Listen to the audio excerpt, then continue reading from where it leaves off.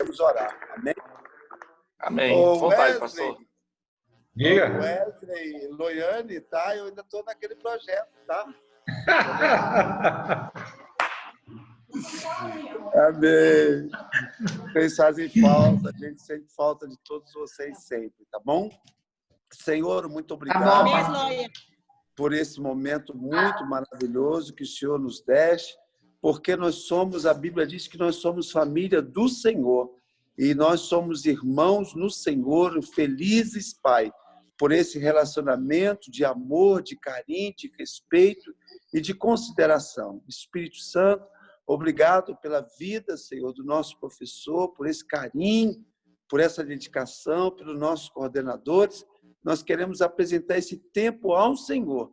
Toda a glória, toda a honra nós damos a Ti, em nome de Jesus. Amém e amém. Amém, amém, professor. Fica à vontade. Amém. Amém. Meus irmãos, graças a Deus pela oportunidade de termos essa disciplina, né, para juntos aprendermos a respeito de teologia pastoral. De maneira geral, teologia pastoral faz parte daquela área chamada teologia prática, né? Se alguém perguntar o que é teologia prática, é a prática da teologia. Então, teologia pastoral pertence a uma divisão da teologia. A teologia tem várias divisões. Ela começa com a teologia exegética, ou seja, interpretação. Depois, teologia bíblica, tanto do Antigo quanto do Novo Testamento. Depois, nós temos a teologia histórica e também a teologia sistemática. Essas são as quatro divisões principais, as quatro divisões principais. Depois, nós temos a teologia prática. Dentro da teologia prática, nós temos várias áreas. Nós temos a teologia da pregação, nós temos a teologia da educação cristã, vocês já até fizeram essa disciplina com a professora Lívia, e nós temos também a teologia pastoral. Então, a teologia pastoral, ela faz parte da teologia do púlpito, da teologia do serviço, da teologia da verdadeira vida cristã, da teologia do cotidiano. Então, a teologia pastoral, ela é fundamentada no Antigo e no Novo Testamento, com ênfase ao ministério, com ênfase no serviço que nós prestamos a Deus, no serviço que também prestamos à sociedade, à igreja, a Deus, à igreja e também à sociedade. Eu quero hoje, a primeira aula, eu não vou passar slides, porque eu estou usando o celular. Na próxima aula, eu vou usar o netbook. Então, aí eu vou também trabalhar com alguns slides. Então, a aula de hoje, podemos dizer que é uma aula expositiva e dialogada. Sempre que você quiser ter a sua participação, aí liga o seu microfone, faça a sua pergunta, a sua ponderação, para a gente, dialogicamente, construindo conhecimento, né? Experiências e aprendizado. Então, hoje, eu quero trabalhar com vocês os capítulos 1, 2 e 3. São 3 capítulos iniciais que apresentam o fundamento da disciplina, ou seja, por onde nós começaremos, pelo fundamento da disciplina. Evidentemente que até a próxima aula todos já estarão além de estarem com material, vocês também terão aí já a indicação que eu darei no final dessa aula de hoje, a respeito dos capítulos que vocês terão que ler ao longo da semana. Esse livro que vocês têm em mãos é um livro prático. Ele não é um livro necessariamente acadêmico, filosófico, de uma linguagem rebuscada. Esse livro foi escrito por 2, vamos dizer aqui, acadêmicos, professores, em algumas instituições de ensino superior. Sim, o pastor Newton escreveu uma parte e eu também fiz uma outra parte. Mas nós não escrevemos enquanto acadêmicos, enquanto, vamos dizer aqui, teóricos, mesmo que simples teóricos. Nós escrevemos enquanto pastores, né? Eu já falei para os irmãos, já fui missionário em 2 estados, fazendo missão urbana, plantando igreja, e também já fui pastor de 2 igrejas e vice-presidente de um ministério. Então, lá atrás eu tive já uma boa, agradável e também sofrível experiência pastoral. O sofrimento ele é inerente à experiência pastoral. Enfim, não quero dizer que o ministério pastoral é para masoquista, mas o sofrimento ele é inerente, porque o ministério pastoral ele é árduo. Do outro lado, nós temos o pastor Newton Caetano, que escreveu esse livro junto comigo. O pastor Newton Caetano foi pastor de uma grande igreja ali na Vila Brasília, Assembleia de Deus, Ministério Pedro Ludovico, que chama hoje Adipel, uma igreja de uns 400 membros, e ele foi pastor dessa igreja por quase 20 anos. Ele é um amigo meu, e a gente tem projeto junto, escreve junto, estudamos junto. Ele já é um senhor, eu acho que o pastor Newton ele deve já ter hoje os seus 60, 63 anos, de muita sabedoria e de muito conhecimento. Enfim, então, o texto tem uma linguagem simples, sem ser um tanto simplista, né? Mas objetivo. E qual foi a nossa finalidade, o nosso objetivo em escrever esse livro? Apresentar o fundamento do ministério e também, além de apresentar o fundamento do ministério, nós discutimos sobre questões inerentes ao ministério, como o caráter do pastor, a vocação do pastor, a família do pastor, as finanças do pastor, e trabalhamos também os demais ministérios, diácono, presbítero, evangelista, missionário, e eu mesmo faço ênfase ao ministério do presbítero, que é muito importante na Escritura e que também deve ser muito importante para todos nós. Alguém pode dizer assim, não, mas teologia pastoral, o que é essa matéria, o que essa disciplina, tem a ver comigo? Então, a teologia pastoral ela tem a ver com o trabalho que você faz para o Senhor. Ela também tem a ver com o serviço que você faz para o Senhor. Ela tem a ver com a maneira que você faz esse trabalho e esse serviço ao Senhor. Ela tem a ver com o coração que você emprega nesse serviço. O que significa isso? Vocação. Então, a teologia pastoral tem a ver com o trabalho, com o serviço e com a vocação. E isso é muito importante, porque tem a ver com o ministério. A ideia de ministério é a ideia de ministrar, e a mesma questão pode ser atribuída à ideia de servir. Então, quando alguém ministra, alguém está servindo na Bíblia. Quando alguém é ministro, né, está também se referindo a alguém que serve. Então, ser ministro do Evangelho nada mais é do que servir a pessoa ou as pessoas com a pregação da palavra. Ser ministro da igreja nada mais é que servir a uma comunidade de fé, servir terapeuticamente, servir psicologicamente, servir espiritualmente, servir fisicamente, servir intelectualmente. Então, o serviço que nós prestamos a Deus, à igreja e à sociedade, ele abrange todas as dimensões da nossa vida, física, psíquica, espiritual, religiosa, humana, cognitiva. Então, o serviço ele tem a ver com o próprio ser humano. eu posso até dizer, mesmo que eu não seja da área, mas o serviço que prestamos às pessoas, ele é inerente ao próprio ser humano. O ser humano, ele é criado para servir.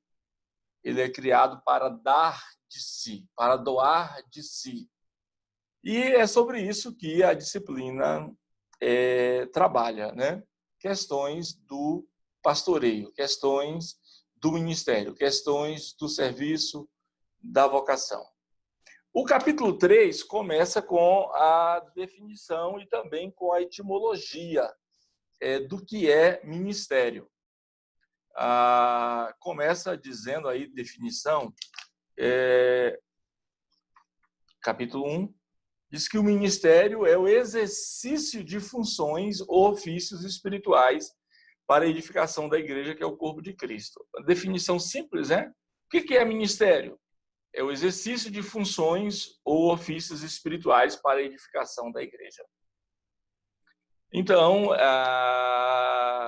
ministério é o serviço que prestamos a Deus, à igreja e à sociedade. E alguém pode já pensar, mas quem é que é habilitado para servir? Ou quem é chamado para servir? Será se todo mundo foi chamado para servir? Será se todos podem servir? Segundo as Escrituras, sim. Todos são chamados a servir. Todos devem servir. Todos devem buscar qual é a sua parte no corpo de Cristo. Todos devem fazer a sua parte no reino de Deus. O que eu quero dizer com isso, meus irmãos, é que na obra de Deus, no reino de Deus, não há ociosidade. Ninguém pode ficar parado. Eu não acredito que Deus chama a pessoa para ser um mero espectador. Não acredito que Deus chama pessoas apenas, por exemplo, para ser um crítico da igreja, né? Ou ser um analista da igreja. Não. Deus não chama críticos. Não há esse ministério na Bíblia. Ministério de crítico. Há na internet, né? Mas na Bíblia não há. Na internet tem de tudo, né? Não há ministério de analista. Eu sou analista, especialista em igreja. Não. Na Bíblia também não há esse ministério. O que há na Bíblia é um ministério dedicado ao serviço, ao fazer. Então, Efésios 4:11 diz que ele quem? O Espírito Santo. Ele deu uns. Aí alguém, mas apenas uns, né? Mas só que esse uns abrange todo o corpo. Esses uns são chamados para serem enviados, missionários, apóstolos, profetas, evangelistas, pastores e mestres. Depois da definição, alguma observação até aqui? Alguma ponderação? A gente passará agora para a etimologia. Mas se tiver alguma pergunta, é só ligar o microfone aí e fazê-la. Pastor, essa fala sua reforça exatamente o que nós temos trazido para a liderança. E o que eu fico feliz ouvindo, vindo do senhor, enquanto mestre, enquanto pastor, eu acho muito legal, porque não ressoa só como interesse pessoal meu, por ser o pastor da igreja, querendo que todo mundo venha a trabalhar para o meu ministério, entende? Então, essa colocação sua é fantástica. E outra coisa, todos foram chamados para servir. Isso é muito bacana, pastor. Essa é a minha ressalva. Isso. Quero fazer uma observação, pastor Reginaldo. Aqui no texto, fala uma frase muito interessante. A igreja reflete a realidade vivida pelo seu pastor. Se ele for um padrão de bênçãos diante de Deus, naturalmente sua igreja também o será. Então, isso é muito sério. Então, quer dizer, o pastor ele pode levar bênçãos ou maldições para a igreja, né? Isso, se ele for um bom pastor, ele vai contribuir para que as ovelhas sejam boas ovelhas. Se ele for um mau pastor, ele vai contribuir e gerar ovelhas com más intenções. Então, a formação das ovelhas, a qualidade das ovelhas, da membresia das igrejas, ela deriva do pastor. Inclusive, tem uma parte depois, nas outras aulas, professora Glaucia, que eu vou abordar, é que, quando a gente fala que a igreja reflete o pastor, é importante observar que ela reflete exatamente aquilo que ela aprendeu. E ela, enquanto igreja, ela aprende do pastor. Então, o pastor, antes de tudo, ele deve ser qualificado para ensinar biblicamente as pessoas. Tem muito pastor que hoje não se envolve mais com o ensino. Ele pensa que ele foi chamado para ser gerente de igreja. Também não há essa vocação na Bíblia, ser gerente de igreja, né? A não ser lá na igreja do Valdemiro Santiago. Ou gerente do dízimo, alguma coisa assim. Então, o pastor ele deve ensinar, alimentar, instruir, educar e ajudar a transformar as pessoas. Se ele não faz isso, é porque ele está agindo negativamente, ele não está cumprindo o seu ministério, e isso reflete também negativamente nas ovelhas das pessoas. Então, o pastor, quando é um bom pastor, ele produz e aperfeiçoa boas ovelhas. Quando ele é mau pastor, ele vai gerar também um mau caratismo, né, nas suas ovelhas, né? Nas suas ovelhas. Muito, muito bem, professora Gláucia. Na etimologia aqui da palavra ministério, ele busca a raiz ou o sentido semântico dessa palavra em duas línguas. Primeiro, uma expressão latina, a palavra ministério, no latim significa a palavra ministérios. Qual é a ideia de ministérios no latim? É a ideia de trabalho, função, serviço, né? Na língua grega, todo mundo já conhece, a palavra é diaconia, né? Diaconia. E diaconia tem o mesmo sentido da palavra ministérios. A palavra diaconia, semanticamente, a partir do grego, tem o mesmo sentido da palavra ministérios, né? Que é uma expressão latina. As duas palavras, ministérios ou diaconia, significam a mesma coisa. Significa serviço. Serviço significa trabalho, significa função. Eu lembro de já ter falado de como que falar da maneira como as pessoas elas encaram o trabalho, né? O trabalho. Inclusive, essa expressão latina, ministérios, ela significa trabalho. Quando você busca no dicionário latino a palavra trabalho, você vai encontrar a palavra tripálio, né? Tripálio, que é um objeto feito de 3 paus que antigamente colocava sobre os bois para guiá-los, né? Então, quando a gente observa o trabalho do ponto de vista do tripálio, logo a gente pensa no trabalho com uma conotação de alguma coisa que é ruim, que é árduo, que é doloroso, que é penoso. Fazendo uma aplicação aqui, a gente não pode encarar a obra de Deus como um tripálio, né? Como fazer a obra de Deus não é algo penoso. Não, Deus me castigou e por isso ele me pôs para ser pastor. Não, pastor não é um castigo, pastor é uma dádiva. Se você observar, em qualquer lugar da Bíblia, o pastor, ele é uma dádiva de Deus. Jeremias 3:15 diz assim: dar-vos-ei pastores. O sujeito aí é Deus. Deus está dizendo: dar-vos-ei pastores, que vos apacente. Ou seja, pastor é para apacentar mesmo, viu? Parece óbvio, mas tem muitos que aí nesse Brasilzão aí, eles não sabem que, enquanto pastores, eles têm que pastorear. Tem que sentir as dores da igreja, da comunidade, enfim. E ser até um terapeuta para a igreja.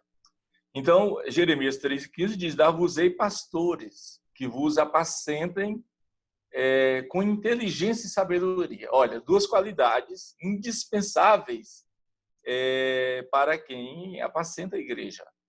A sabedoria e inteligência, ou vice-versa. Sabedoria e inteligência. Que vos apacente com sabedoria e inteligência. Só que antes de Deus dizer isso, ele fala: dar-vos-ei pastores segundo o meu coração. Então, pessoal, todos aqueles que foram dados por Deus às respectivas igrejas, enquanto pastores, eles são presentes, dádivas de Deus para as suas respectivas igrejas. Eu não vou me ater no discurso, mas tem pastores que não é, tem pastores que é um atraso. Não vou olhar para os maus pastores.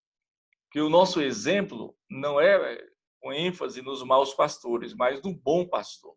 E o bom pastor dá a sua vida pelas suas ovelhas. Então, a ideia do pastor é essa que está aqui, ó, é a ideia do ministério, é a ideia da diaconia, né? Diaconia. Só como nota de rodapé, quando a gente é diácono, a gente exerce a diaconia, né? Ou seja, o serviço. Quando nos tornamos presbíteros na igreja, devemos ainda continuarmos na diaconia, no serviço. Quando somos evangelistas ou missionários, não podemos também perder a direção do serviço. Quando nos foi ortogado por Deus, quando Deus nos ortogou, nos comissionou para sermos pastores, pastoras, então, nós também ainda temos a exercer o serviço para a igreja. Ou seja, a diaconia, a ideia de servir a igreja. Diaconia é diferente de diácono. A pessoa pode ser um diácono sem ter diaconia. O diácono é o que serve. Diaconia é o serviço. Então, a pessoa pode ser um diácono e não ter diaconia. Pode ser um diácono e não servir a igreja, não servir a ninguém. Servir apenas aos seus próprios interesses, né? A pessoa pode ser um pastor e exercer a diaconia, ou seja, servir as pessoas, servir a igreja. Então, o texto aponta para essa direção quando ele busca o sentido semântico, ou seja, a etimologia, o sentido usual dessa palavra. E aí ele fecha essa primeira parte, esse primeiro capítulo, trazendo o conceito bíblico trabalhado por Pedro. Pedro, na sua primeira carta, capítulo 4, versículo 11, Pedro diz: servindo uns aos outros, conforme o dom que cada um recebeu. Todas as pessoas, é outra questão que a gente vai discutir, todas as pessoas receberam algum dom de Deus. Como bons dispenseiros da multiforme graça de Deus. Então, cada cristão, ele é uma espécie de uma dispensa ambulante. Ele deve ter coisas, ele deve ter algo para oferecer a partir da sua própria essência. Na sua própria essência, ele oferece a sua generosidade, ele oferece a sua liberalidade, ele oferece aí o seu amor, oferece o seu perdão, oferece aquilo que ele carrega, ou seja, ele deve ser um bom dispenseiro, né? A ideia é essa mesmo, dispensa, né? Dispensa, onde você guarda alguma coisa, almoxarifado, onde tem muitas coisas que você precisa, tem lá e você vai e busca. Então, dispenseiros, nós temos que ser bons dispenseiros. Então, tem que ter uma reserva em nós, né? Uma reserva em nós de quê? Da multiforme graça de Deus. Esse primeiro capítulo, curtinho, tratou dessas questões aí.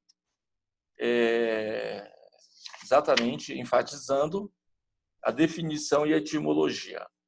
O segundo capítulo,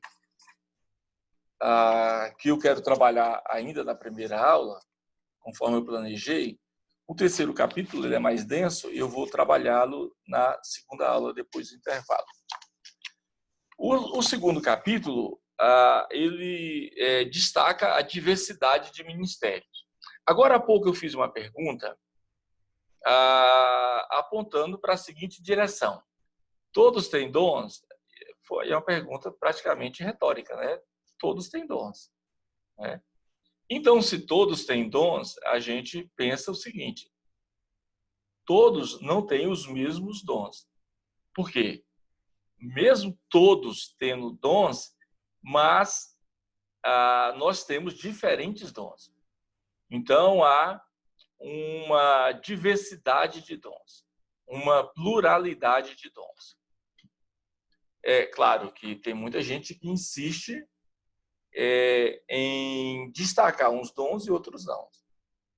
Dá uma glamourização para uns dons, né, e outros não. E já tentaram fazer isso com o dom de profecia, já tentaram fazer isso com o dom de línguas, mesmo Paulo dizendo que procurai com zelo todos os dons, mas principalmente o de profecia. É claro que Paulo não está dizendo para todo mundo ter o dom de profecia. Então, o que a Bíblia valoriza é a multiplicidade, a pluralidade de dons, muitos dons. Geralmente, os escritores evangélicos chamam de diversidade de dons. Paulo fala isso na sua Epístola aos Coríntios, capítulo 12, na primeira carta, capítulo 12. Aí ele diz, capítulo 12, versículo 5. O versículo 5, 6, 7, 8, 9, ele vai tratar sobre dons. Ele vai apresentar lá uns 8 dons. Dons de serviço. Por quê? Aqui na primeira carta, na carta de Paulo aos Coríntios, ele fala de 9 dons espirituais. Lá em Romanos 12, ele destaca 8 dons de serviço. Não esqueça, pegando a sequência da Bíblia, em Romanos 12, Paulo destaca 8 dons de serviço. Em Coríntios 12, primeira aos Coríntios, capítulo 12, versículo 5, até o 9, 10, Paulo vai destacar os dons espirituais, certo? Então, existem lá em Romanos 12, dons de serviço. Existe em Coríntios 12, dons espirituais. Lá em Efésios 4, e a gente vai voltar várias vezes nesses textos, viu? Em Efésios 4, Paulo destaca os dons ministeriais. Então, grosso modo, nós temos aí pelo menos 3 classificações de dons. Romanos 12, dons de serviço. 1 Coríntios 12, dons espirituais. E Efésios 4, dons ministeriais. Então, teríamos aí uma sequência. Dons de serviço, dons espirituais e dons ministeriais. Em alguma dessas 3 listas, o irmão e a irmã que está fazendo teologia pastoral está enquadrado, ou seja, já recebeu esse dom, né? Então, nós temos exatamente... Eu vou até ler esses dons aqui. Eu tenho certeza que tem umas 2 Bíblias aqui pertinho de mim. Deixa eu achar aqui.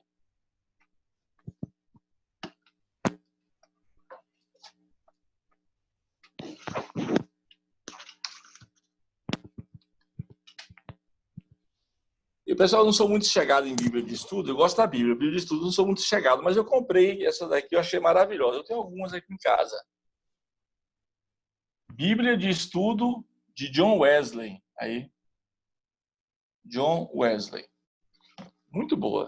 Eu que sempre gostei de John Wesley, eu amava muito John Wesley quando as pessoas me ensinavam sobre ele na escola dominical. E aí eu fiz o meu bacharelado em teologia na faculdade lá do norte, lá de Roraima, mas como ela não tinha expressão e eu estava à toa, eu fiz um segundo bacharelado em teologia, aproveitando os créditos do primeiro. Eu já falei isso para vocês, eu tenho 2 cursos superiores em teologia. E o segundo eu fiz pela Universidade Metodista de São Paulo. E eu gostei muito porque lá ensinaram muito sobre John Wesley. Eu sempre fui apaixonado por John Wesley. Inclusive, eu tive um professor lá, um professor alemão, que fala muito bem a nossa língua, que é o Helmut Renders. Quando eu vi na Bíblia aqui, essa Bíblia, ele que editou essa Bíblia, eu achei demais. Viu, Glaucio? Me senti o máximo. Meu professor editou essa Bíblia. Então é o seguinte, meus irmãos, nessa aqui, Romanos 12,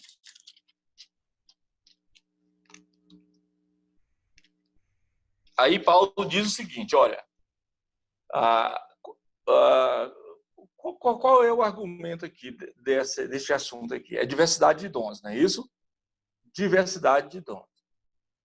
Por que eu estou insistindo nessa questão?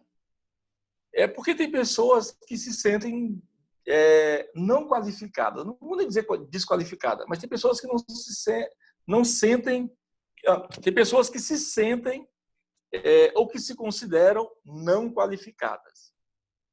Ou na igreja, estou dizendo na igreja mesmo, e tem pessoas que se consideram não habilitadas para qualquer coisa na casa de Deus. Isso não existe, isso é fofoca, alguma informação que não vem de Deus. Então, todos nós temos dons, porque esses dons são dados aos membros. Os membros são muitos e eles pertencem a um corpo. Então, o apóstolo Paulo está dizendo aqui, capítulo 12, e aí ele começa dizendo o seguinte, versículo 4, 12, 4. Porque assim como no só corpo temos muitos membros, mas nem todos os membros têm a mesma função. Ou seja, nem todos serão pastores, nem todos serão professores de escola dominical, nem todos serão cantores. Então, há diversidade de dons. As pessoas ficam elitizando, né, uns cargos, umas funções mais do que as outras, mas a Bíblia não faz isso. Aí diz aqui, mas nem todos os membros têm a mesma função. Versículo 5. E assim também nós, embora sejamos muitos membros, né, somos um só corpo em Cristo e membros uns dos outros. Temos, porém, diferentes dons. Aqui no versículo 6, Romanos 12, 6, Paulo está dizendo a mesma coisa que ele diz em Coríntios 12 e 5. Temos diferentes dons. Aí ele continua. Temos, porém, diferentes dons, segundo a graça que nos foi dada. O dom, ele na Bíblia, ele sempre está no contexto do charisma. Charisma é a palavra grega para dons. Então, a palavra dons, no grego, é charisma. Claro, o cara que domina grego, que no meu caso, ele pronuncia charisma, faz até o biquinho, charisma. Então, o charisma, ele é o dom. O charisma, sempre no texto da Bíblia, ele está como uma coisa que vem proveniente de Deus, uma graça que vem de Deus. Ele faz parte da graça de Deus. É por isso que nós somos chamados de pentecostais ou de carismáticos. Porque a palavra carismático, ela vem também de charisma, de carisma, né? Então, charisma vem de carisma. E aí, Paulo diz que temos, porém, diferentes dons segundo a graça que nos foi dada. Aí ele começa, vou até contar quantos dons tem aqui. Se é profecia, ó, profecia, irmãos, é o único dom que aparece nas 3 listas que eu acabei de dizer, que é a lista de Romanos 12, estamos aqui, de 1 Coríntios 12 e de Efésios 4. Né? Profecia. Claro que profecia, lá em Efésios 4, está na categoria do profeta. O que o profeta faz? Profetiza, então é profecia. Então, ó, se é profecia, seja segundo a proporção da fé, primeiro. Se é ministério, ó, segundo dom, ministério. Ou seja, ele nos chamou, antes de tudo, para servir. Então, se é ministério, dediquemo-nos ao ministério. Então, não basta ter o dom de servir, tem que praticar, né? Dediquemos, tem que ter dedicação. Terceiro, o que ensina, terceiro dom, o que ensina, dedique-se ao ensino. Quarto, o que exorta, estou no versículo 8, o que exorta, faça com dedicação. Quinto, o que contribui. Contribuição é um dom de Deus. Contribuição, tanto na perspectiva do dízimo ou da oferta, é um dom de Deus. Então, o que contribui, faça isso com generosidade.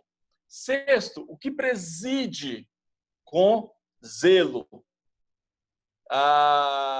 Quem exerce misericórdia, misericórdia é um dom também.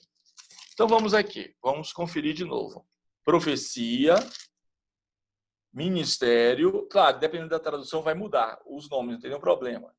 Ministério, ensino, exortar, ou exorta, ou exortação, contribuição, presidir, deu 6, e misericórdia, 7.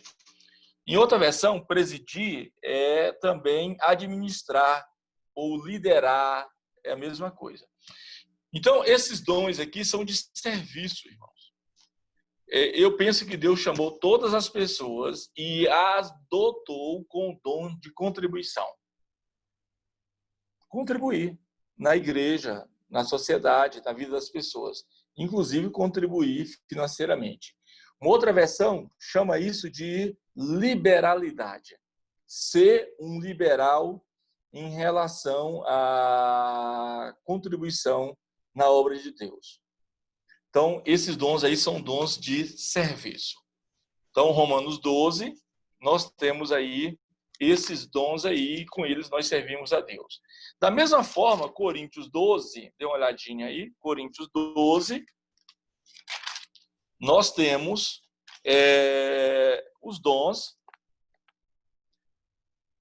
12, primeira carta de Paulo aos Coríntios, Romanos 12, 4. Olha como é que começa. Ora, Coríntios 12, 4. Ora, os dons são diversos. É a mesma coisa, diversos, diversidade. Mas o Espírito é o mesmo. E também há diversidade nos serviços, ou seja, há vários tipos de serviço. Mas o Senhor é o mesmo. E a diversidade nas realizações, mas o mesmo Deus é quem opera em tudo e em todos.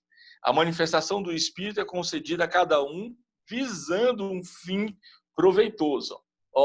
A manifestação dos dons espirituais é dada a cada um visando um fim proveitoso. Não é visando proveito próprio. Não é visando o interesse nosso. É visando o interesse da obra. Aí, versículo 8, Coríntios 12, 8. Porque um é dado mediante o Espírito, sabedoria, aqui são 9 dons, sabedoria, palavra do conhecimento, fé, dons de curar, o único dom que está no plural, dons de curar, operações de milagres, profecia, discernimento de espíritos, variedade de língua, interpretação de línguas. Ou seja, 9 dons aí. Ou seja, esses dons todos é para o povo de Deus, para a igreja. E agora, Efésios 4 e 11. Efésios 4 e 11, que diz assim: E ele mesmo concedeu uns para apóstolos, outros para profetas, outros para evangelistas e outros para pastores e mestres. Então, nós temos mais 5 dons aqui. Então, claro, tem outra lista de dons, lá em Pedro tem uma lista de dons. O dom de falar e o dom de serviço. Eu não sei como é que a Valéria não glorificou a Deus, né? O dom de falar, né? Então, vejam bem, aqui, voltando agora ao livro, o texto começa falando da diversidade de dons. Então, a primeira observação nossa é que Deus tem diferentes dons para doar a sua igreja, para transmitir a sua igreja, para comunicar a sua igreja. Aí, olha o que o autor fala aqui, depois da letra A, B e C. Aí, capítulo 2, diversidade de ministério. Ele diz, a igreja atualmente restringe o seu uso ao ministério ordenado. O que o autor quis dizer? Ele quis dizer que só tem ministério que foi ordenado. Só tem ministério que foi consagrado. Só tem ministério que foi ungido. Só tem ministério quem recebeu imposição de mãos. Fica aqui a observação do autor. Ele diz, como resultado, observa-se uma clara tendência a desvincular o ministro ordenado de seu contexto próprio, que é o ministério pleno do povo de Deus. O autor aqui, eu conheço bem esse pastor, ele é muito simples, humilde, muito sábio, muito inteligente. Nas entrelinhas, eu percebo que ele quis dizer aqui que, é claro que ele defende, que como a Bíblia defende, todo ministro deve ser ordenado. Mas ele está dizendo aqui que quando a igreja ela restringe o ministério apenas a pessoas ordenadas, ou seja, quem pode servir são só os que foram ordenados, consagrados, ele diz que essas pessoas elas perdem-se ou se perdem aí na sua vocação, porque elas não servirão plenamente ao povo de Deus. Não servirão plenamente ao povo de Deus. Então, eu já disse-lhes uma vez que, às vezes, o ministério pode ser uma coisa perigosa, dependendo do tipo de motivações que temos com ele. Então, se a gente tiver motivações de ter um ministério para autorrealização, autopromoção, autossuficiência, autoexaltação, isso significa que, mesmo sendo ordenados, mas nós não cumpriremos o ato de servir ao povo de Deus. Porque ter um ministério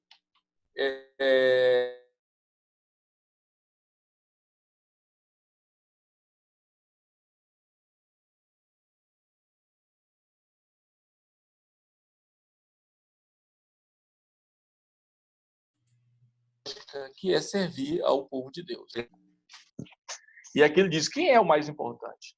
O que está sentado à mesa para comer ou o que está servindo? Aí, pessoal, fica essa questão. Pastor? À vontade. Só voltando aos ministérios, a paz do Senhor, como identificar qual ministério a pessoa tem? Por exemplo, se alguém chega para mim e fala assim, mas eu não sei qual ministério que Deus tem para mim, né? É igual o senhor falou, tem o ministério de exortação, tem vários ministérios, né? Como se identifica um ministério daquela pessoa? Isso. Olha, eu acho que primeiro, antes da gente identificar o ministério dessa ou daquela pessoa, o exercício ele é mais pessoal. Nós temos que identificar primeiro o nosso ministério, né? Ou seja, primeiro nós temos que descobrir qual é a nossa parte do reino de Deus. Parte, eu não me refiro à propriedade, não. Parte no sentido de que o que nós temos que fazer no reino de Deus. A primeira coisa, temos que descobrir qual é a nossa parte no corpo de Cristo. Em outras palavras, nós precisamos ter essa sensibilidade do Espírito Santo ou no Espírito Santo de descobrir o que Deus quer que façamos.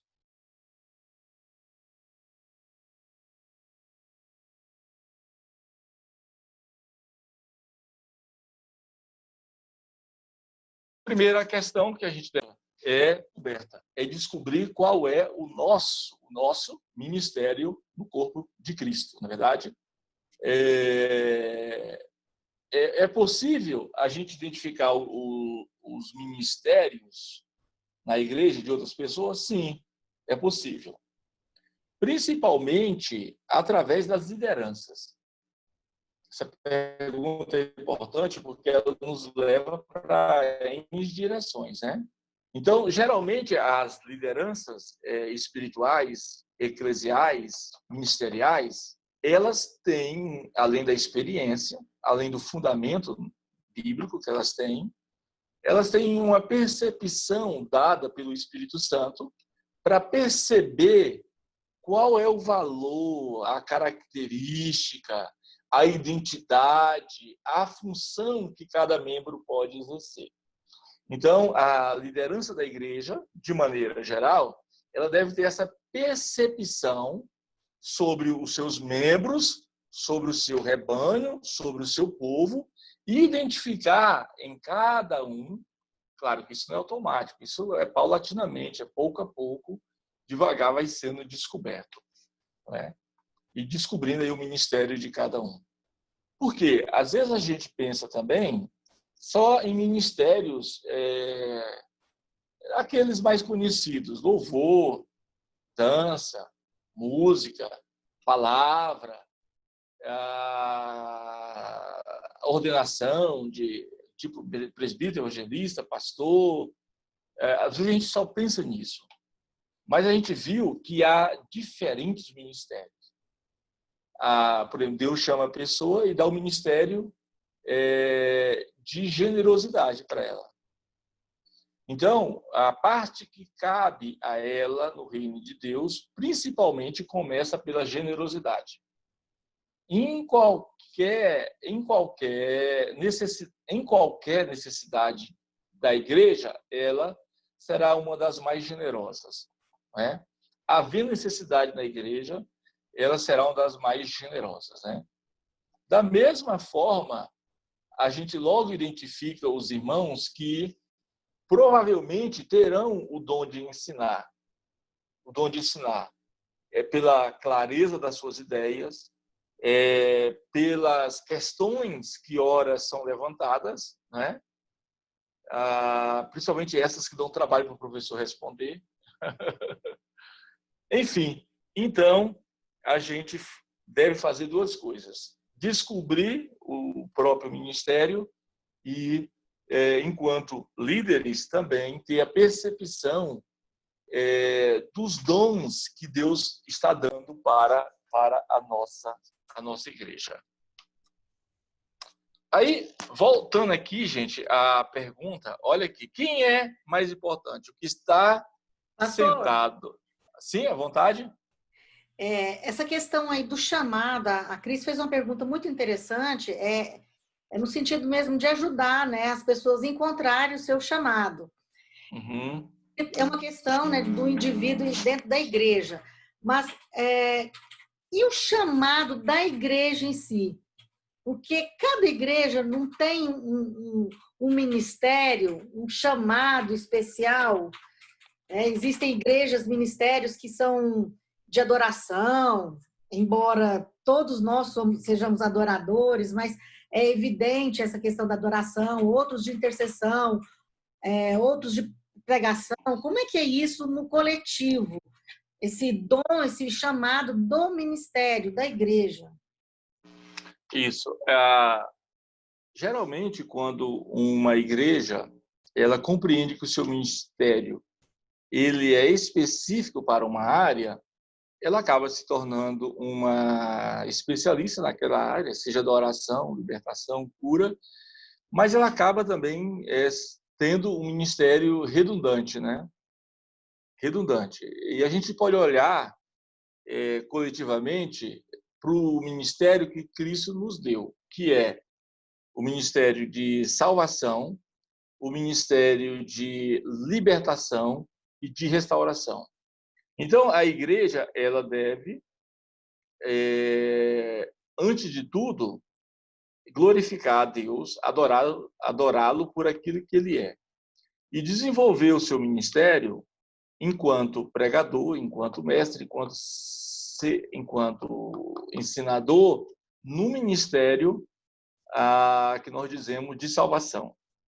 Também a igreja deve se empenhar e desenvolver, dedicar-se no ministério de libertação. Quando eu falo libertação, não é apenas trabalhar com exorcismo, com a libertação de pessoas.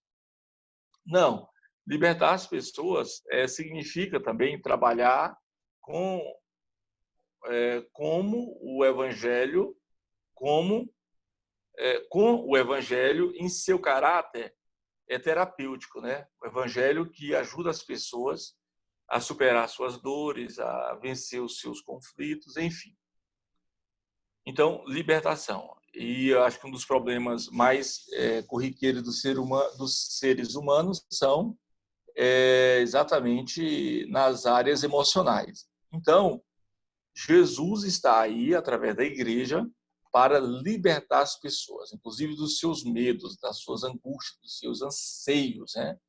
Um dos profissionais mais procurados agora são aqueles que são especialistas na área de ansiedade. Por exemplo, psicólogos, né? Porque as pessoas estão ansiosas, as pessoas perderam emprego, as pessoas foram contaminadas pela Covid-19. Além disso, a igreja também ela deve ser uma fonte restauradora, né? Ela deve se empregar em restaurar a vida das pessoas, tanto aquelas que se embrenharam no alcoolismo, nas drogas, na perda do casamento, na perda de um ente. Então, a igreja ela deve desenvolver, ela não deve ser especialista nem numa área nem na outra, porque ela acabará sendo redundante. Mas ela deve desenvolver integralmente todos os ministérios, né? Todos os ministérios. Por exemplo, nós temos igrejas conhecidas só por ser especialista com o demônio, né? Outras são especialistas, como você mencionou, professora Gláucia, só na adoração. E às vezes, quando a gente acredita ou credibiliza uma coisa mais do que as outras, aí a gente perde o equilíbrio. Então, deve haver um equilíbrio. Na igreja, deve ter todos esses dons. Todos esses dons. Uma coisa, quem fala muito bem sobre isso, e é um livro bom para a gente aprofundar essa questão, é o livro Uma Igreja com Propósito, do Rick Warren. Uma Igreja com Propósito. Lá, professora Gláucia, tem um capítulo que ele fala quais são as maneiras que faz uma igreja crescer. Aí ele fala várias. A igreja cresce pela adoração, a igreja cresce pelo envolvimento com as dores, né, das pessoas, a igreja cresce pela evangelização, enfim. Então, a igreja é um todo, e como todo, ela coletivamente, ou seja, todos devem desenvolver essa diversidade de dons. Então, coletivamente, é indicado, a partir principalmente do Novo Testamento, que a igreja, ela integralmente desenvolva os principais ministérios. Tenha uma adoração que agrade a Deus, tenha um culto que glorifica a Deus, que pregue a salvação, que restaure as pessoas, que liberte as pessoas, enfim.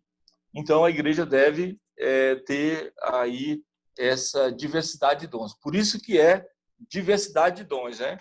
Ou seja, você encontra na igreja muitos membros, e nesses muitos membros é possível encontrar muitos dons, diversidade de dons, ou até todos os dons. Quando Paulo olha para a igreja de Corinto, ele diz, olha, não vos falta nenhum dom.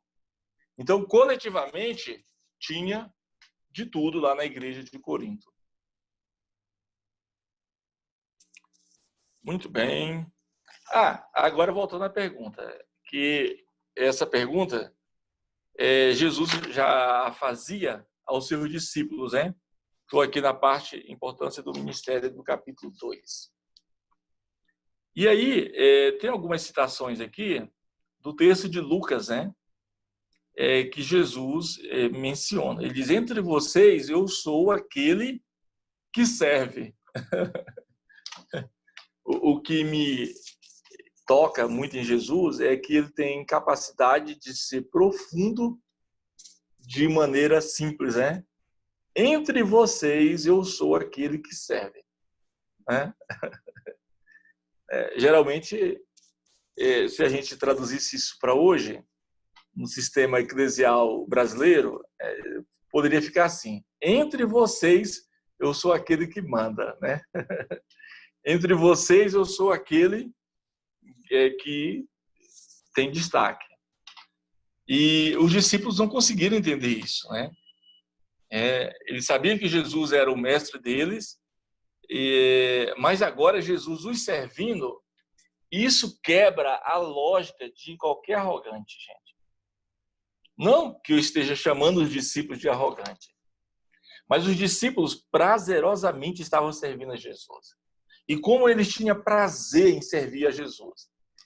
E agora, eles não estão compreendendo o fato de Jesus estar servindo-lhes. Né?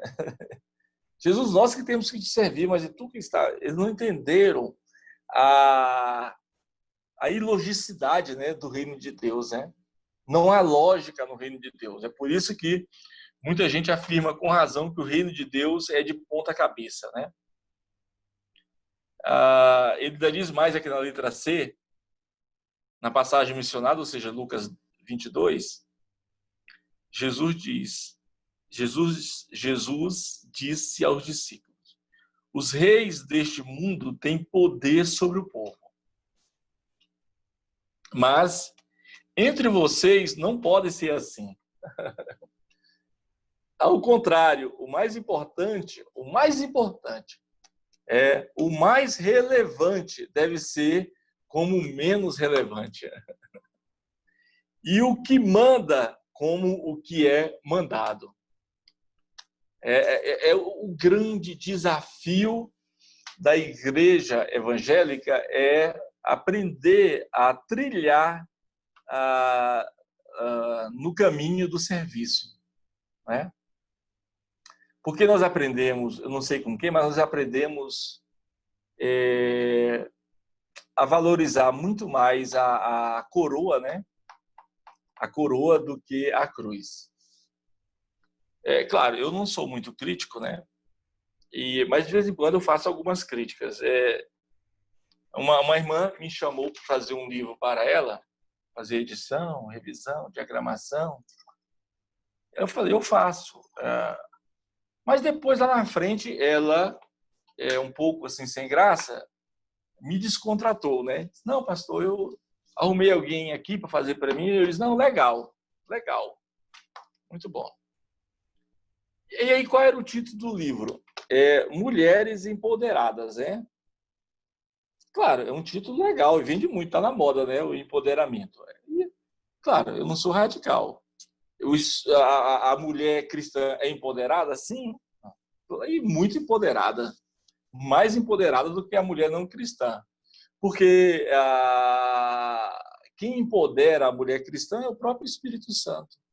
É ele que a empodera, dá poder, virtude, carisma, graça, inteligência, sabedoria. Então, a mulher cristã, ela tem que ter essa percepção.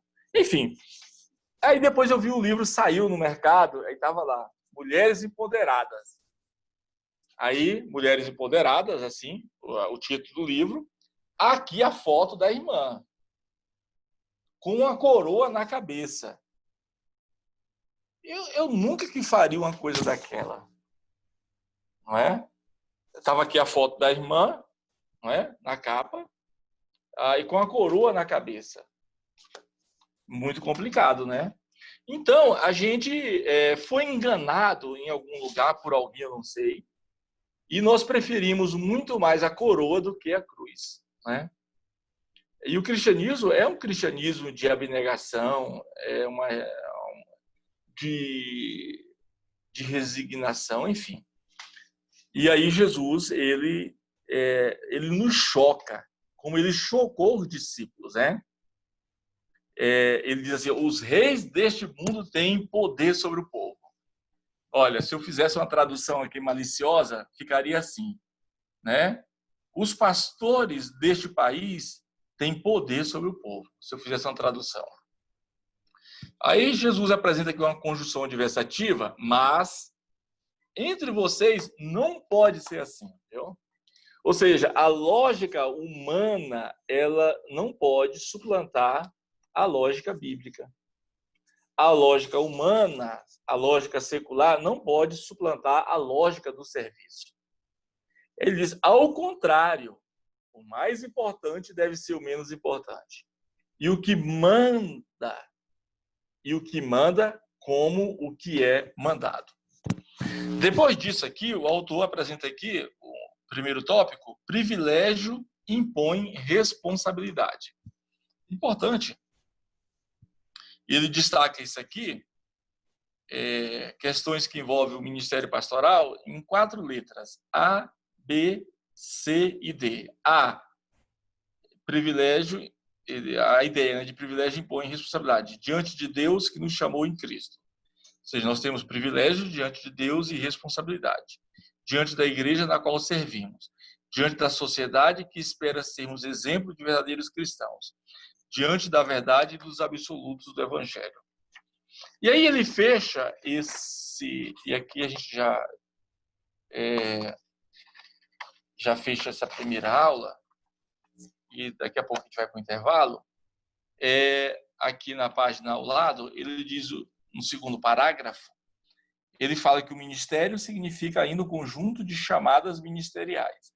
Isso aqui também tem a ver com a pergunta que a irmã fez agora há pouco. Ó. O ministério significa ainda um conjunto de chamadas ministeriais, a nível geral e a nível específico. A nível geral, Deus chama todas as pessoas, indistintamente, e a nível específico.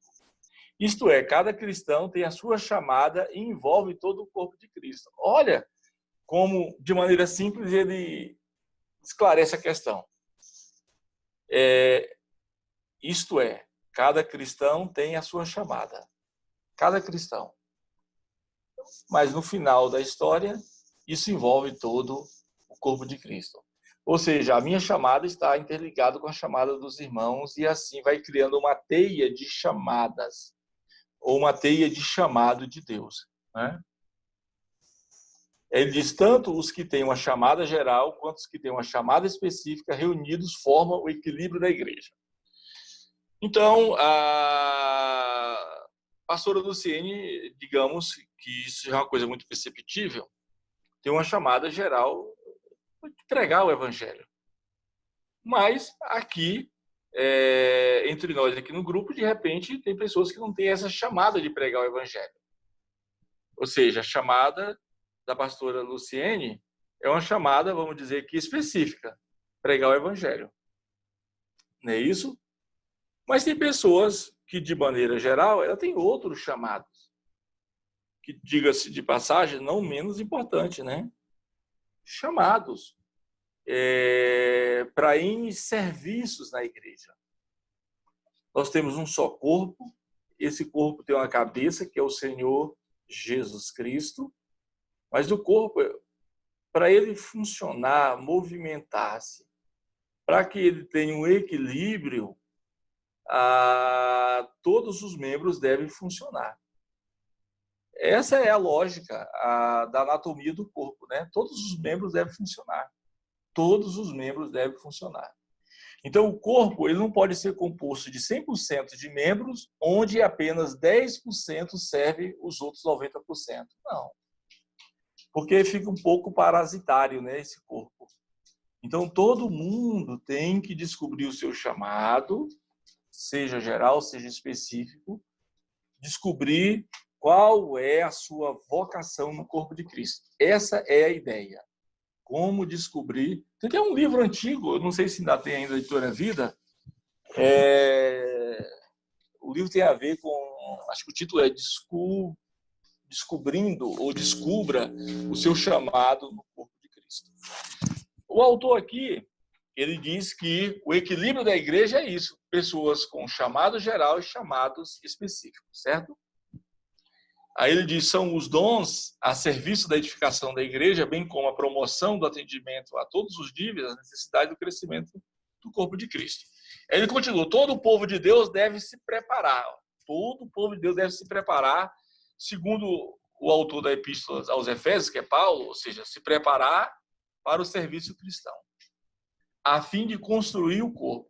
Olha, todos devem se preparar para o serviço cristão, a fim de construir o corpo.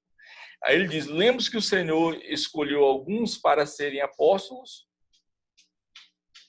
outros para profetas, outros para evangelistas e outros para pastores e mestres. Ou seja, é por isso que precisamos estabelecer distinções entre ministérios e ministério. Ou seja, eu tenho um ministério, mas o corpo tem ministérios, tem muitos, né? Muitos dons. Eu tenho um dom, mas o corpo tem muitos dons. Muitos dons. E ele ainda adianta um pouquinho essa questão.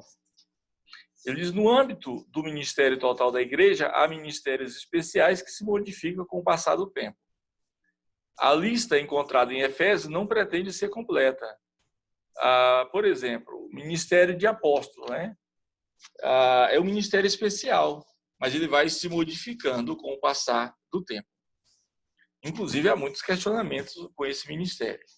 Aí ele segue ainda dizendo que, e nas cartas pastorais onde se encontram outras listas de ministérios reconhecidos no Novo Testamento. São ministérios especiais e específicos, os de apóstolo, de profeta. Esses são específicos, né? Ele diz, o ministério dos pastores e mestres é provavelmente o da maioria das pessoas que tem na igreja, não é? Que são ordenados e vão trabalhar numa instituição eclesiástica. Aí ele diz, este, com todos os outros, é um ministério no serviço de Deus e no serviço da igreja, corpo de Cristo. É um ministério chamado por Deus por causa da sua igreja, para que todos cheguem à unidade da fé e ao conhecimento de Jesus. Meus irmãos, antes da gente encerrar, a gente pode encerrar com perguntas, né? Observações a respeito do que a gente viu aqui na nossa primeira aula.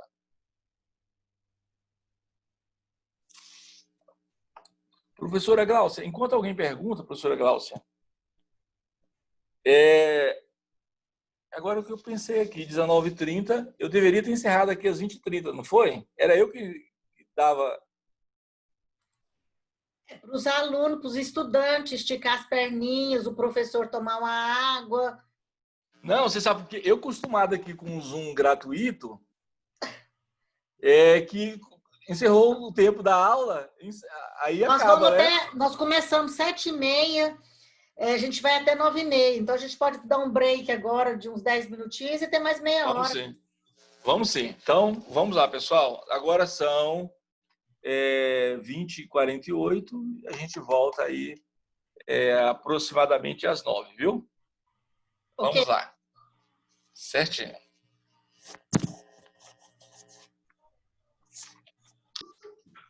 O título é O Ministério no Antigo e no Novo Testamento. Capítulo 3. Olha, alguns de vocês que têm esse livro aqui,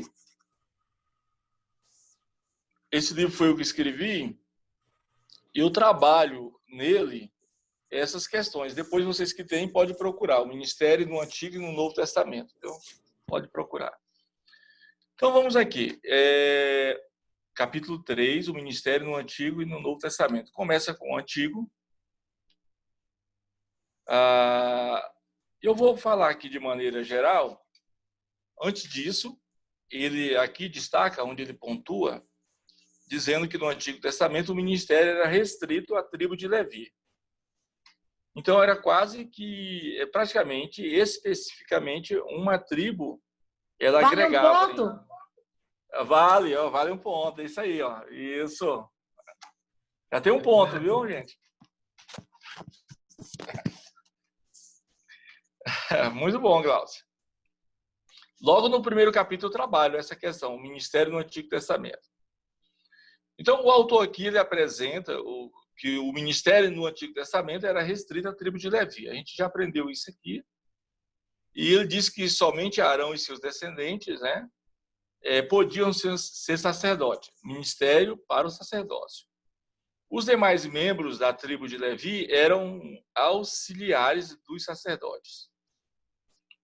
E ele diz também que assim, ou seja, dessa maneira, todo sacerdote era levita, mas nem todo levita era um sacerdote. Ou seja, ser levita era o chamado geral de todos da tribo de Levi. E ser sacerdote era um chamado especial, um chamado específico. Isso está bem claro no Antigo Testamento. Porque o autor continua aqui dizendo que o plano original de Deus era que toda a nação de Israel fosse um reino sacerdotal. É claro que esse projeto ele não é muito bem desenvolvido pelos próprios judeus. Tanto é que no Novo Testamento, Deus ele vai conceder o sacerdócio universal de todos os crentes. Então, todos os crentes no Novo Testamento, que no Antigo Testamento o sacerdócio era só da tribo de Levi, certo? Jesus ele não dá sequência ao sacerdócio da tribo de Levi. O escritor aos Hebreus apresenta o Senhor Jesus como sacerdote, ou como um sumo sacerdote de uma classe superior, que é a classe sacerdotal de Melquisedeque.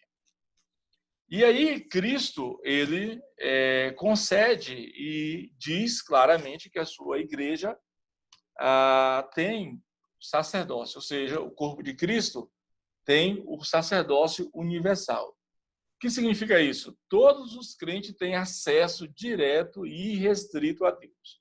Isso está bem claro. Então, você não precisa de alguém que, uma vez por ano, faça lá um holocausto e sacrifique algum tipo de animal, oferecendo a Deus, através daquele animal que foi sacrificado, o seu perdão dos pecados. Não. Você mesmo, você mesma, todos nós temos acesso irrestrito, direto, imediato, né, a Deus, onde nós apresentamos a Ele o nosso corpo em sacrifício vivo, santo e agradável. Então, você mesmo cultua a Deus nesse sentido aí. E no Antigo Testamento, além desse ministério sacerdotal, nós tínhamos também o ministério que era dado por Deus, porque era Deus que escolhia os chamados reis. Então, Deus escolhia e ungia. Lembra de Davi? Ele escolheu Davi como rei. Davi foi ungido e reinou sobre Hebrom durante 7 anos e depois reinou sobre Jerusalém durante 33 anos ao todo. Ele reinou 40 anos. Então, Deus era que promovia a unção para esse ministério. Então, rei no Antigo Testamento, ser um monarca, era um ministério. Inicialmente, era um ministério singular. No reinado de Saul, 40 anos, Davi também 40 anos, Salomão também 40 anos. Ou seja, esses 120 anos de monarquia foi o ápice do poder e do governo teocrático de Deus, né?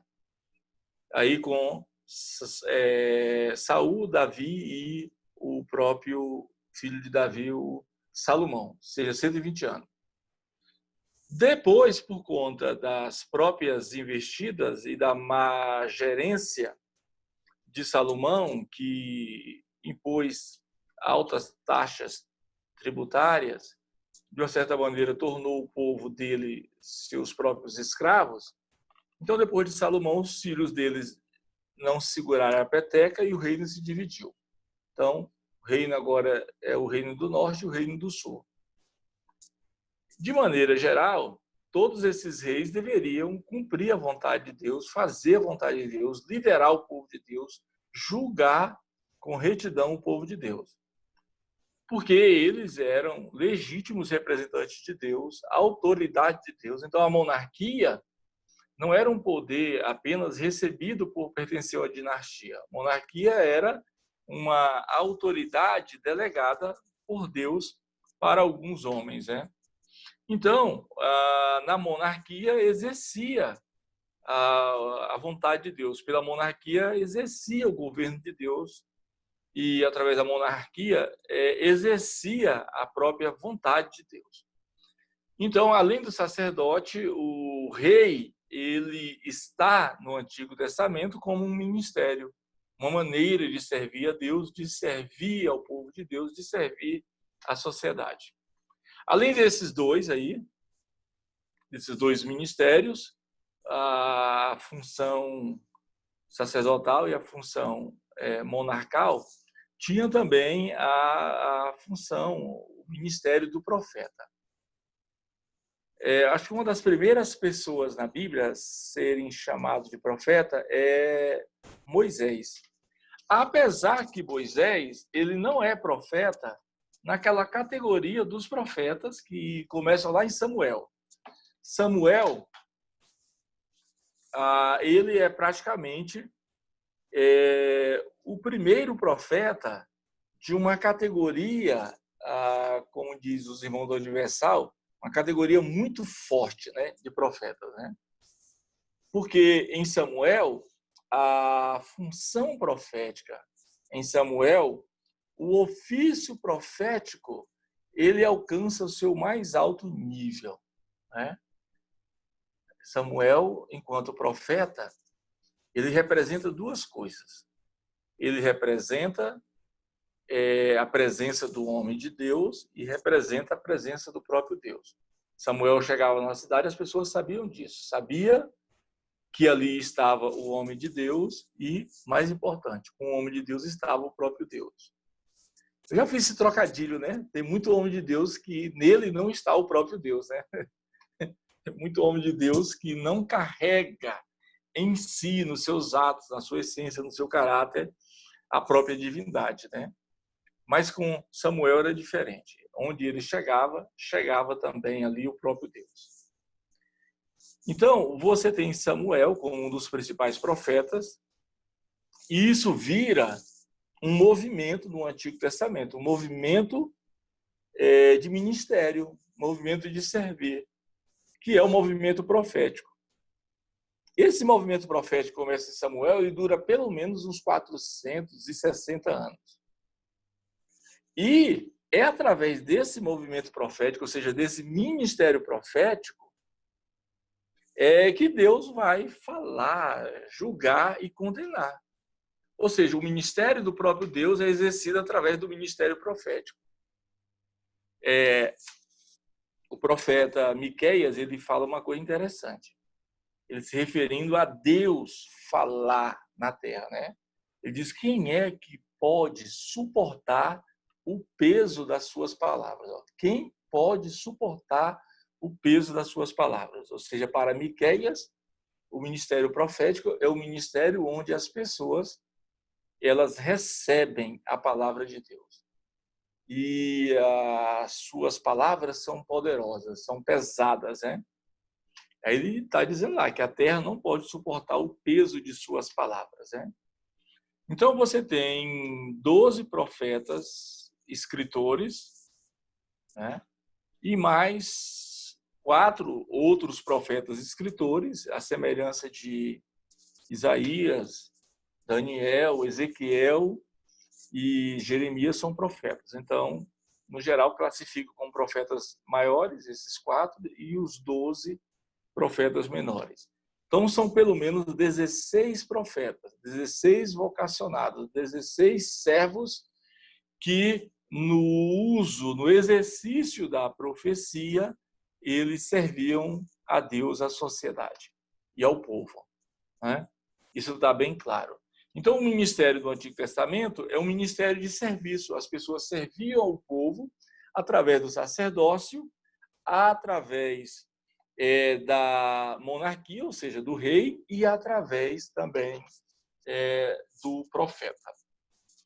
Agora, a gente pode ir para o ministério no Novo Testamento, que ele é ainda mais abrangente. Então, só recapitulando, verificando aqui a nossa própria aprendizagem, no Antigo Testamento nós temos aí 3 principais ministérios, que são o ministério do rei, o ministério do sacerdote e do profeta. A sequência melhor é sacerdote, rei e profetas, né? E claro, isso está bem destacado na palavra de Deus. E no Novo Testamento? No Novo Testamento, nós temos uma mudança, né? Uma mudança, porque no Antigo Testamento, ser sacerdote era só para pessoas de uma tribo, a tribo de Levi, e para algumas pessoas. Então, alguns levitas eram escolhidos por Deus para se tornar sacerdote. E o sacerdócio no Antigo Testamento, eles se restringia também a uma classe, né? A uma família, melhor dizendo, uma família que era a família de Arão. Claro que Cristo não dá sequência a essa classe sacerdotal. Se Cristo não deu sequência, é porque nós não temos mais sacerdotes segundo a ordem de Arão, a ordem arônica. E se nós não temos mais sacerdotes segundo a ordem de Arão, é porque nós somos sacerdotes segundo o nosso sumo sacerdote, que é Cristo. E Cristo é sacerdote segundo um sacerdócio superior, que é o de Melquisedeque.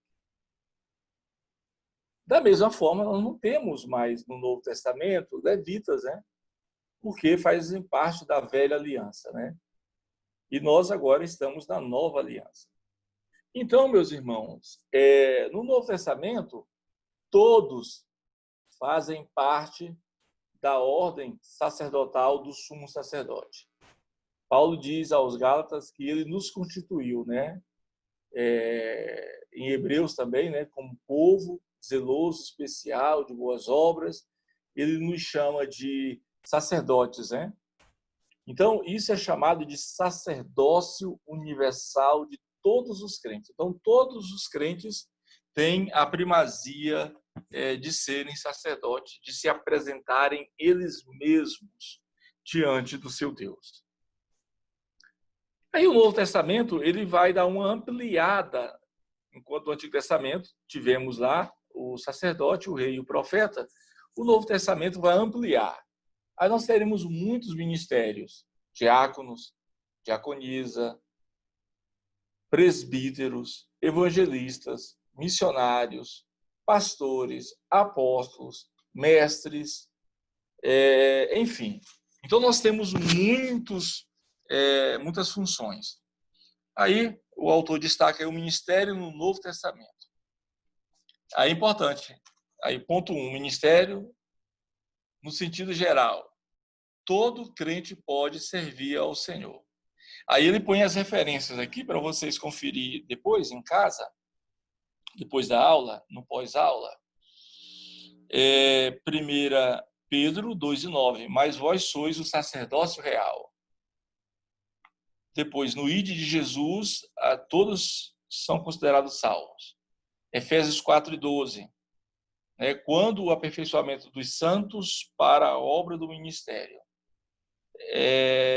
Mateus 11, todos cansados e oprimidos são incluídos no ministério.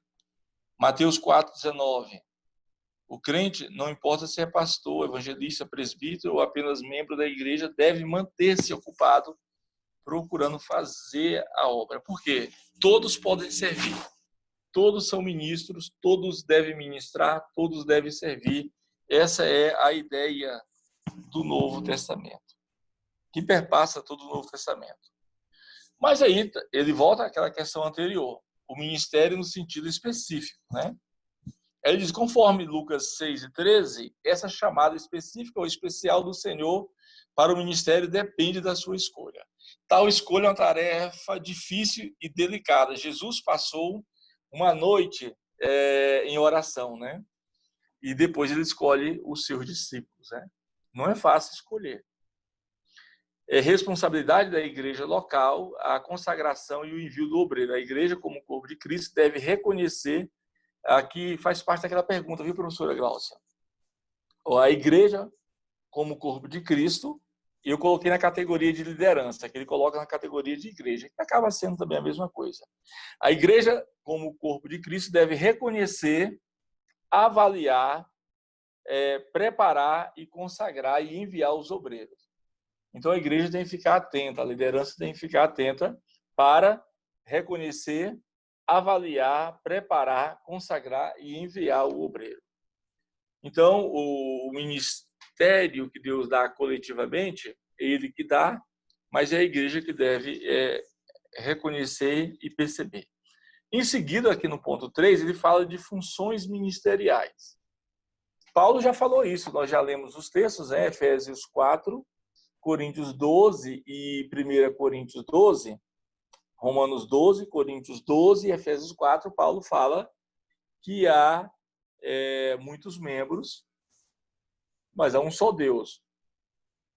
Há muitas funções e muitos dons, né? Paulo destaca essas questões aqui. E aqui, o autor aqui diz que na época atual, a igreja convencionou por si mesma designar todos os ministros, ora como pastores, missionários, evangelistas. Aí ele faz aqui uma observação, mas precisamos encarar este assunto dos diferentes ministérios à luz da Bíblia. Eu concordo com ele. Este é um assunto que a gente deve não só encarar, mas trazer ressignificado, ou ressignificar a questão dos diferentes ministérios, né? Porque nós criamos, talvez, nós mesmos, uma classe de ministérios elitizados, ou uma classe elitizada de ministérios, né? Então, quem é pastor faz parte da elite, quem não é, faz parte da plebe, né? Então, tem que ter uma mudança nesse status quo, porque a Bíblia, o Novo Testamento, está valorizando a variedade, não é? A variedade de ministérios, diferentes dons. O que eu quero dizer com isso, novamente, é que nós temos que considerar as pessoas da igreja, todas elas, indistintamente. Inclusive as mais simples, os leigos, como ministro do Senhor, não é? Como ministro do Senhor, como pessoas escolhidas por Deus, como pessoas habilitadas, né, para ministrar, né, para servir na casa de Deus. E ele deixa aqui a dica, né? Ele cita ainda a primeira carta de Paulo aos Coríntios, capítulo, deixa eu olhar o horário aqui, capítulo 4, versículo 1 e 2. Ele diz, 1 Coríntios 4, versículo 2, que os homens nos considerem ministros de Cristo e administradores dos mistérios de Deus. Esses homens aqui podem ser os nossos líderes, né? Aí, ora, o que se requer dos administradores é que que cada um seja fiel. Depois ele segue, eu vou destacar isso na próxima aula, falando sobre os pastores, os missionários. Eu voltarei a esse assunto na próxima aula. E os evangelistas, né? Diáconos, diaconisas, cooperadores, auxiliares, porteiros, como que cada um deles deve ministrar. A gente vai dar uma palhinha nessa questão. Pessoal, nós temos ainda 3 minutos e dá tempo de fazer alguma observação, alguma pergunta sobre o que nós aprendemos, né? De maneira geral, vimos aí o conceito, a etimologia da palavra ministério, que a ideia geral é servir, né?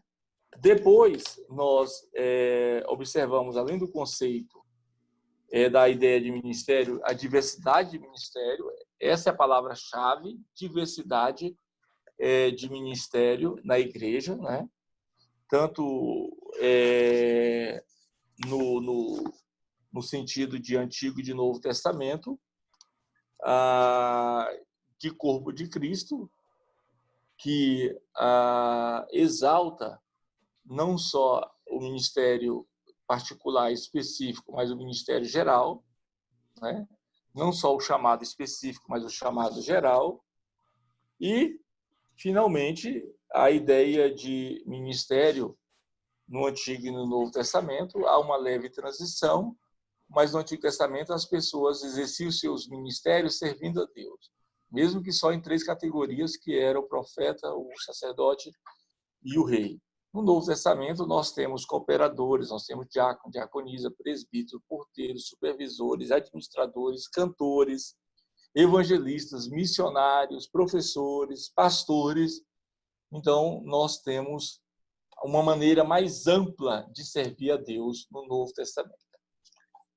Vamos para a observação, perguntas, considerações sobre o que nós estudamos na aula de hoje.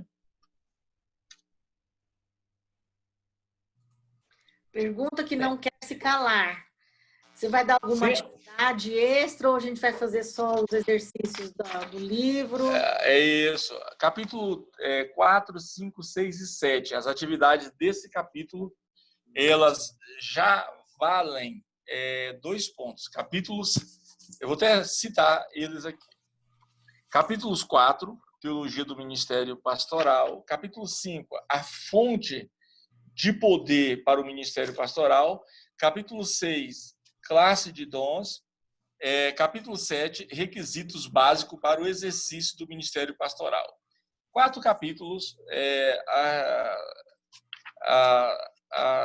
respondendo às atividades de aprendizagem, né, verificação e aprendizagem de cada um deles, já te lança na frente aí com 2 pontos, viu, pessoal?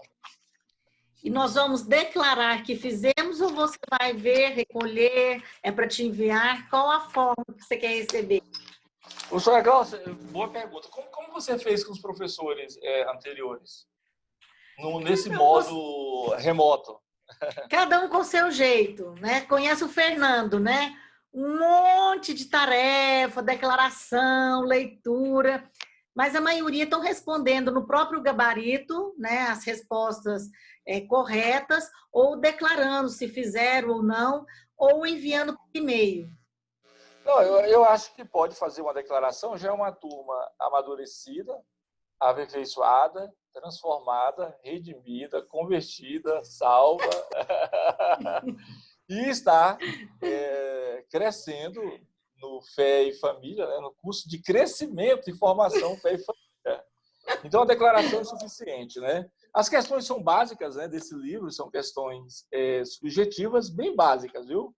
Bem básicas, e elas não são mecânicas, e você irá respondê-las já somando 3 pontos, tá bom? Capítulos 4, 5, 6 e 7, que também, professora Glaucia, vai ser os capítulos que eu vou trabalhar na próxima aula.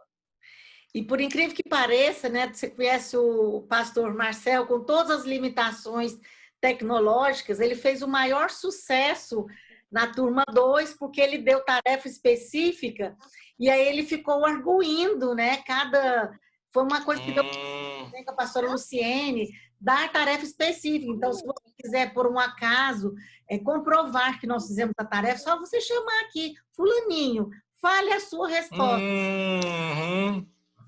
Muito bem. Ninguém vai passar vergonha. Verdade. Com certeza. Até porque, professora Glaucia, vai ajudar, porque eu vou debater, dialogar esse assunto, né, na próxima aula, né? Muito bom. Boa observação. Então, para a próxima aula, a gente já lê tudo, ou não? Isso é os capítulos 4, 5, 6 e 7. São capítulos curtinhos. Ah, tá. 4, 5, 6 e 7. Eles valem 2 pontos, tá bom? Ok. Na verdade, 2,5 pontos, porque nós teremos 2 atividades, cada uma valendo 2,5 pontos, ou seja, 5. E avaliação final, mais 5. É isso. Então, 2,5 pontos,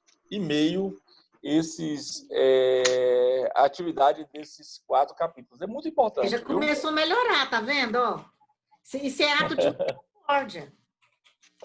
Muita misericórdia. Misericórdia é um dom, tá lá, viu? Romano Pois 12. tô vendo. Contribuição, tá vendo? Muito bom, Bruno. Muito bem. Pessoal, então, hoje, muito bom, é o nosso primeiro encontro e vamos seguir firmes aí, aprendendo. Teologia pastoral é o aprendizado do serviço, né? E na próxima segunda-feira, nesse mesmo canal, nesse mesmo horário, né, professor? 7h30. Com a leitura em dias.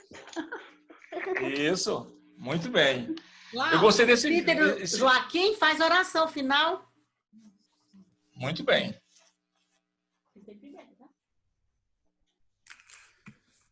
Amém. Abençoada a aula.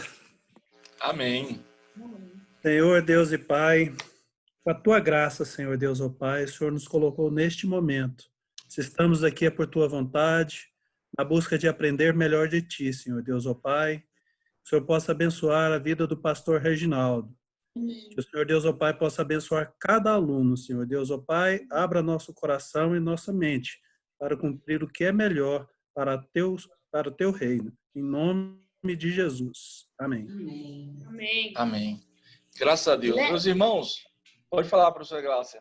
O link vai ser o mesmo, né, Guilherme? Para todas essas aulas. Isso. Mesmo tranquilo. link. Exatamente. Mesmo link. Beleza. Hoje eu estava na reunião de Zoom, hoje estava falando, não precisa ter sempre um novo link. O mesmo resolve, né? Valéria, é isso aí. Netão! O que você tá comendo? Vamos de japa! Ó, Chegou, Neto. Olha aí, ó.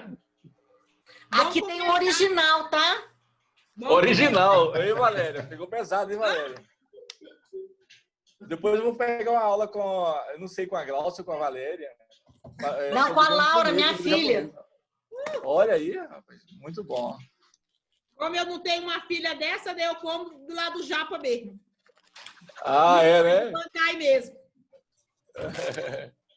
Pessoal, tem uma pessoa aqui que acabou de chegar aqui, quer dar um alô para vocês aqui, ó. Ah, nós queremos vê-la. Aqui. Eu já me despeço de vocês e passar aqui para a professora Lívia aqui, ó. Oh, coisa linda. Olá, professora. Saudades estão. Ó, tem até uma gatinha assistindo hoje. Ai, tem. Ela já viu o gato, já quer o gato para ela, quer mostrar os cachorros. O gato laiveiro apareceu então hoje, que ele sempre aparece. Apareceu. Eu acabei de chegar da faculdade. Estava numa live lá, da aula magna, né? Amoroso Paçoca. Amoroso Paçoca. Paçoca é famoso. Esse Paçoca é famoso. Ainda falta a Belinha, mas a Belinha é... Ela quer os dois gatos. Ai, que bom. A hora você vem aqui para visitar os dois. Não, ela quer para ela. Olha. Ó, a Belinha. Tem outro. Pois é, Valéria, já pensou? Nossa, ela quer ela também. Oxi, que bom. Gente, foi muito bom ver vocês, viu? Eu tava com saudade de vocês. Eu vou dar a galinha pra ele. Ah, tá bom, filha. Ela vai dar o quê? A galinha? Pra vocês. Ah, que bom. Então nós vamos trocar bichinho, então. É. Tchau, gente. Até breve. Deus abençoe. abençoe. Deus abençoe. Amém. Tchau.